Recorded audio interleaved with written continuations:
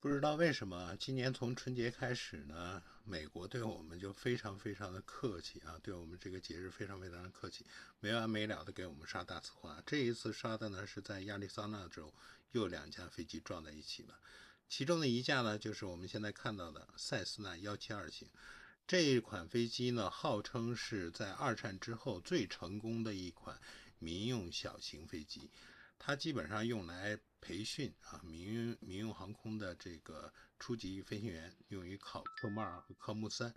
这款飞机呢，从1956年就开始在卖啊，一直卖到今天，而且呢不断的改型。最新的改型 S 型呢，据说是售价大概是41万美元。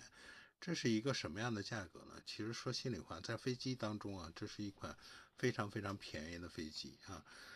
我们常说的那款大众带字母啊，也就是大众辉腾顶配版的都要比它要贵一些。